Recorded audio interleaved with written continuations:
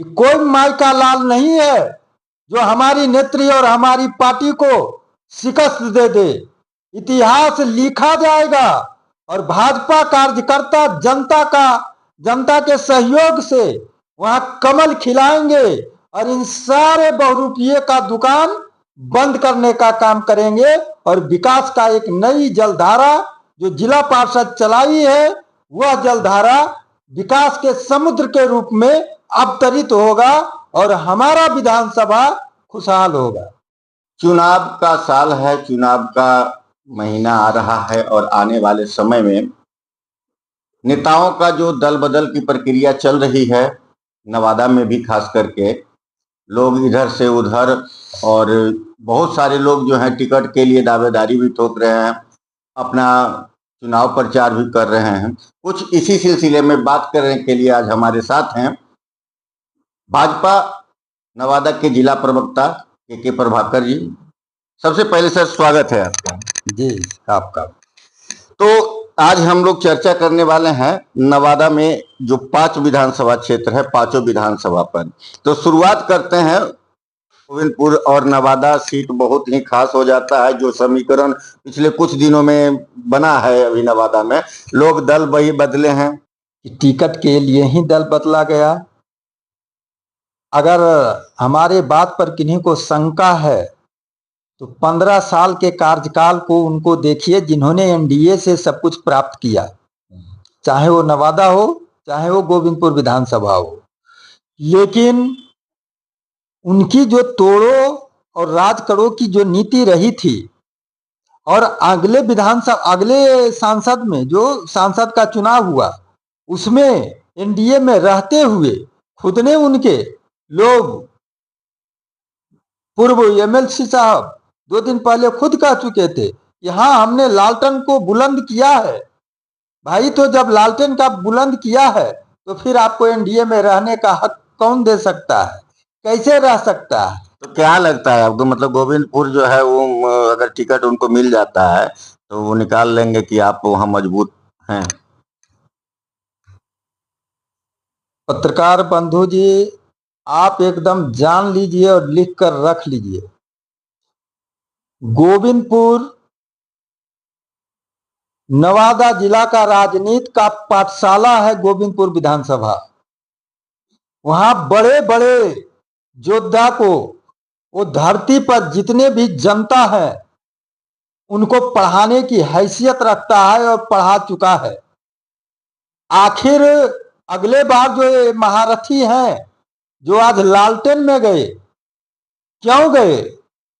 इसलिए गए कि हर वर्ग हर समाज को उन्होंने खंडित किया और जब सब टूट गए, जब सब अलग हो गए तो नेताजी आप अकेले रह गए और जनता सब एक जगह राजकुमारी कर ली कि इससे बुरा व्यक्ति नवादा जिला में नेतृत्व करने वाला बहुत कम लोग है।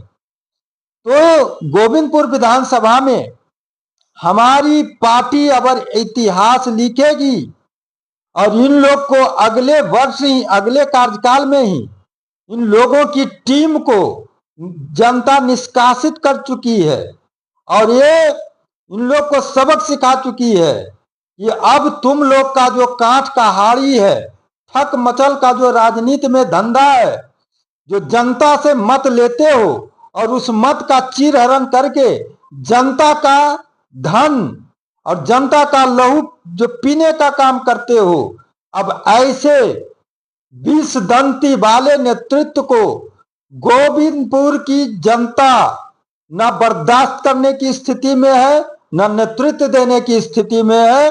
वहां आज के समय में हमारी पार्टी का एक बहुत ही जज्बे वाली नेत्री है जिनका नाम है विनीता मेहता जी।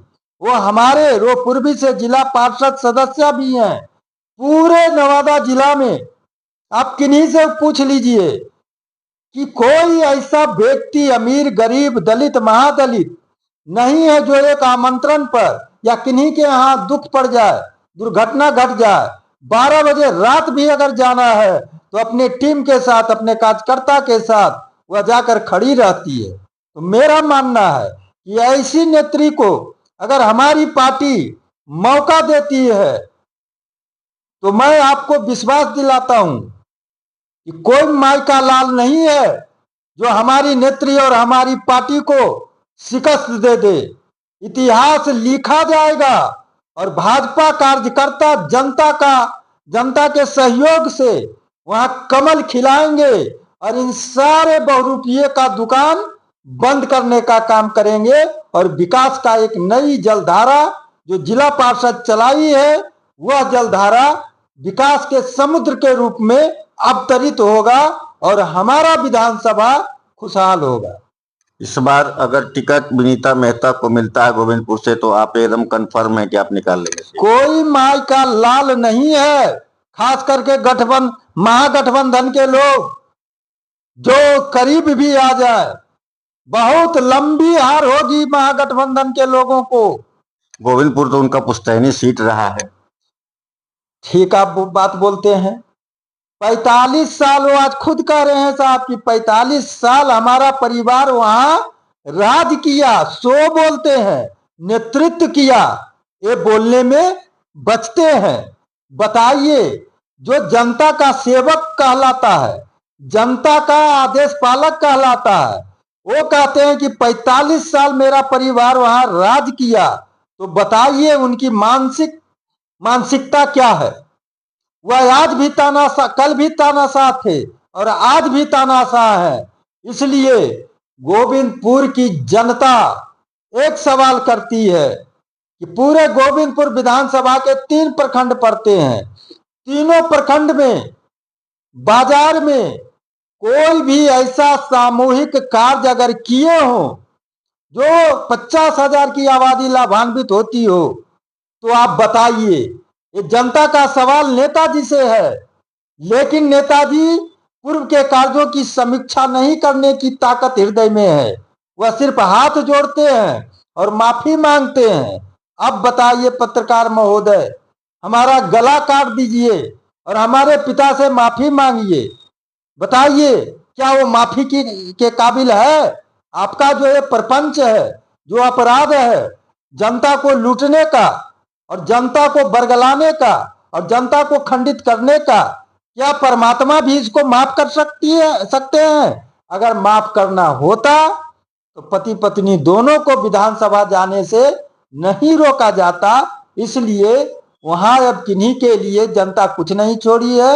वो संकल्प कर चुकी है कि संपूर्णता, स्वच्छता का प्रतीक कमल, और इन लोग ने जो 45 साल में वहां कीचड़ कर दिया है विकास के नाम पर, वो उस कीचड़ में अब कमल खिलेगा और इन लोग को वास्तविक जो चरित्र है उसको फिर से जनता एक बार नंगा करने जा रही है भरे चुनाव में।